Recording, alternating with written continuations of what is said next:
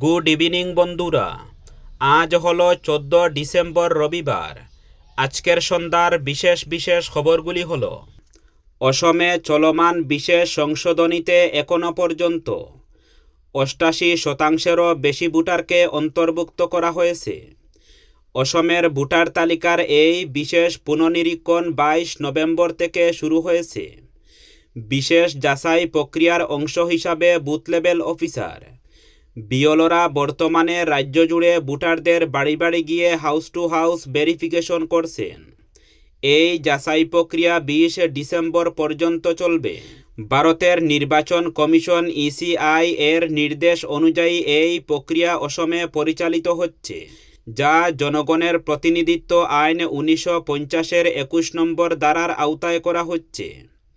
অসমের মুখ্য নির্বাচন কর্মকর্তা সিইও এর দফতরের মতে, ভোটার তালিকার এই বিশেষ পুনর্নিরীক্ষণ রাজ্য জুড়ে গতি পেয়েছে।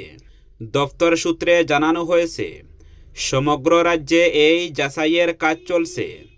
বিএলওরা ভোটার সংক্রান্ত সমস্ত তথ্য হালনাগাদ ও যাচাই করার জন্য বাড়ি বাড়ি গিয়ে তথ্য সংগ্রহ করছেন।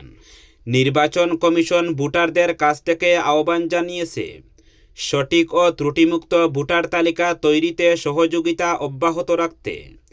ইসিআই এর সূত্র ইটিভি ভারতকে জানিয়েছে যে, অসমে চলমান এই বিশেষ পুনর্বিবেচনা প্রক্রিয়া সুষ্ঠুভাবে চলছে এবং এতে কোনো সমস্যা নেই।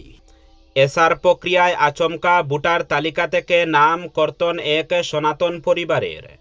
নাম কর্তনে বুন্দাশিল গ্রামের এক দরিদ্র পরিবার দুশ্চিন্তায় পড়েছে।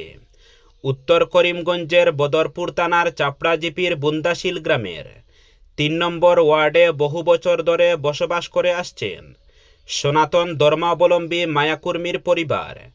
তাদের সরকারি নথিপত্র সব ঠিকঠাক রয়েছে, এমনকি গত পঞ্চায়েত নির্বাচনেও তিনি ভোট দিয়েছেন। বর্তমানে গ্রামে গ্রামে এসআর প্রক্রিয়া ভোটার তালিকা সংশোধন শুরু হয়েছে। এ সময় আচমকা ভোটার তালিকা থেকে মায়াকুর্মী সহ তার 2 ছেলের নাম ভোটার তালিকা থেকে বাদ পড়েছে। এই ঘটনার খবর পেয়ে মায়াকুর্মীর মাথায় হাত পড়েছে। কুর্মী জানান, তিনি তো একানকারী মানুষ, তবে তাদের নাম কিভাবে বাদ পড়ল? ভোটার তালিকায় নাম না আসায় মানসিকভাবে ভেঙে পড়েছেন মায়াকুর্মী। এ নিয়ে তিনি শ্রীভূমি জেলা কমিশনারের দৃষ্টি আকর্ষণ করে আবেদন জানান, যাতে অবিলম্বে ঘটনার সঠিক তদন্ত করে তার পরিবারের নাম পুনরায় ভোটার তালিকায় অন্তর্ভুক্ত করে আগের মতো তাদের ভোটাধিকার প্রয়োগের সুযোগ করে দেওয়া হয়। ভবিষ্যতেও এ ধরনের ঘটনা যাতে অন্য কারোর সঙ্গে না ঘটে। এদিকে মায়াকুর্মীর ঘটনার পরিপ্রেক্ষিতে একাংশ স্থানীয় বাসিন্দার দাবি, এবছর এসআর প্রক্রিয়া কেবল মায়াকুর্মী নন, উত্তর করিমগঞ্জ আসনের বদরপুর এলাকার একাধিক গ্রাম থেকে বহু প্রকৃত ভোটারের নাম ভোটার তালিকা থেকে বাদ পড়েছে।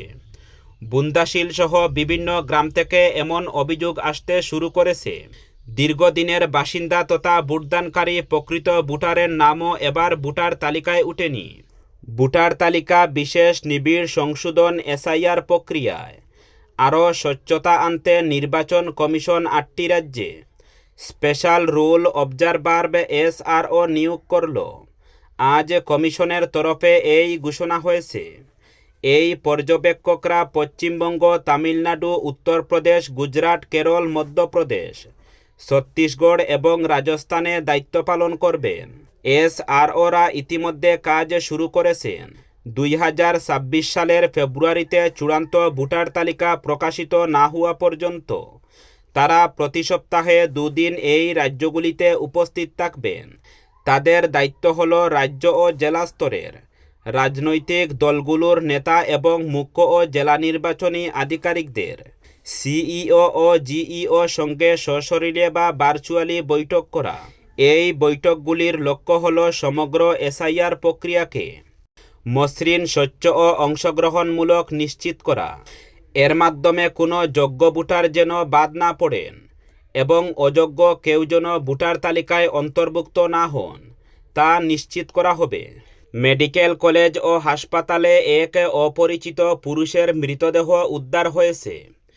গুঙ্গুর পুলিশ ফাঁড়ির পুলিশ মৃতদেহটি উদ্ধার করে ময়নাতদন্তের জন্য প্রেরণ করে।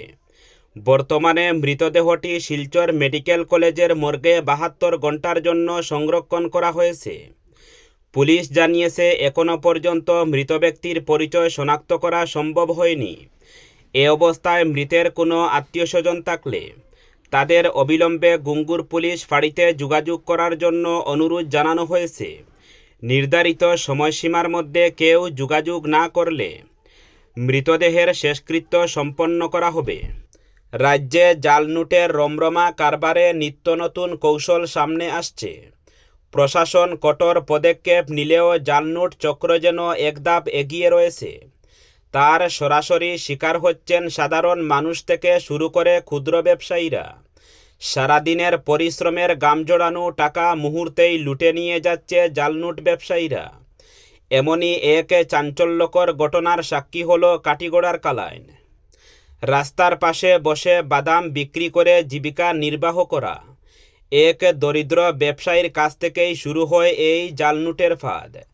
অভিযোগ অনুযায়ী কালাইন ভৈরবপুরে শাহিন নামের এক ব্যক্তি প্রায় প্রতিদিন ওই বাদাম বিক্রেতার কাছ থেকে 50 টাকার বাদাম কিনে 500 টাকার নোট দিত। সরল বিশ্বাসে ব্যবসায়ী তাকে 450 টাকা ফেরত দিতেন। ব্যবসায়ী প্রতিদিনের লেনদেনের টাকা গড়ে জমিয়ে রাখতেন। একদিন সেই টাকা নিয়ে ব্যাংকে গেলে কর্মচারীরা জানান টাকাগুলো নকল।